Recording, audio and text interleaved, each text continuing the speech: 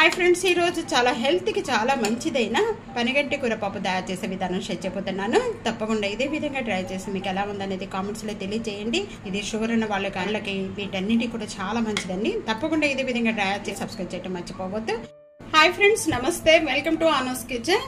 ఈరోజు చాలా మంచి ఆకుకూర అండి.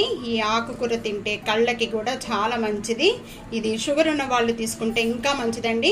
ఇది పనిగంటి కూర పప్పు తయారు చేసే విధానం చూద్దాం.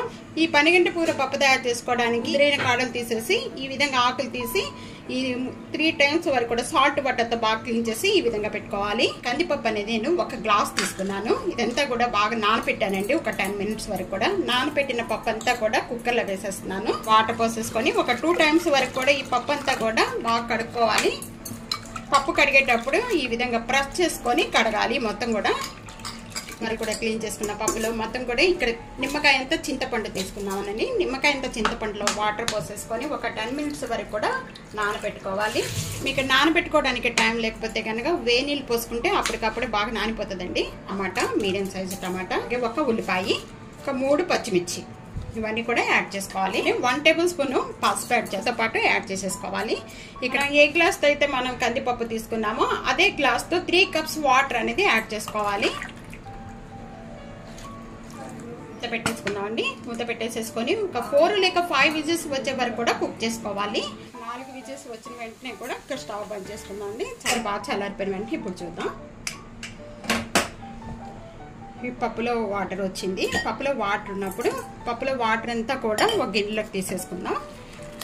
పప్పు అంతా బాగా మెత్తగా మెదుపుకున్నాక ఇక్కడ నేను 1/2 tablespoon red chilli powder add చేస్తున్నానండి. ఇంతకుండా వాటర్ అంతా కూడా యాడ్ చేసేసాను. చిక్కగా తీసుకుంటే కనుక ఈ విధంగానే పప్పు అనేది తాలింపు పెట్టుకోవచ్చు. మీరు పల్స్గా కావాలి అనుకుంటే కొద్దిగా వాటర్ అనేది యాడ్ చేసేసుకోవచ్చు. మనం పప్పులో ఉన్న వాటర్, మిగిలిన వాటర్తో మనం కొద్దిగా సాల్ట్ యాడ్ చేసుకొని సూప్ లాగా కూడా తాగొచ్చు. చాలా హెల్త్ కూడా చాలా మంచిది ఇలా తాగటం వల్ల. 1 tablespoon సాల్ట్ యాడ్ చేస్తున్నాను. పప్పు తాలింపు పెట్టుకోవడానికి 2 tablespoon ఆయిల్ యాడ్ చేస్తున్నాను. కొద్దిగా మెంతులు, ఆవాలు, జీలకర్ర, కొద్దిగా శనగపప్పు, ఇవన్నీ కూడా వేసేసుకోవాలి. కట్ చేసుకొని రెడ్ మిర్చి కూడా వేసుకోవాలి. కొద్దిగా ఇంగువ, కొద్దిగా వెల్లుల్లిపాయ రెబ్బలు కచ్చిపిచ్చిగా నూరుకొని వేసుకోవాలి. ఇవన్నీ కూడా బాగా వేయించుకోవాలి. ఇవన్నీ బాగా వేగిన వెంటనే కొద్దిగా కరివేపాకు,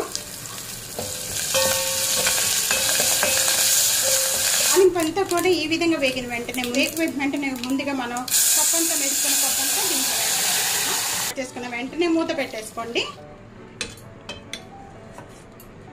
ఇక్కడ 1 minute అయిపోయిన వెంటనే మూత తీసిన వెంటనే ఒకసారి మొత్తం కలిపేసుకుందాం. పప్పు రెడీ అయిపోయింది. సబ్స్క్రైబ్ చేయడం మర్చిపోవద్దు. ఫ్యామిలీతో, ఫ్రెండ్స్తో షేర్ చేస్తూ వీడియో లైక్ చేస్తూ ఉండండి. Thank you for watching. Next వీడియోలో మళ్ళీ కలుద్దాం. అంతవరకు సెలవు. బాయ్.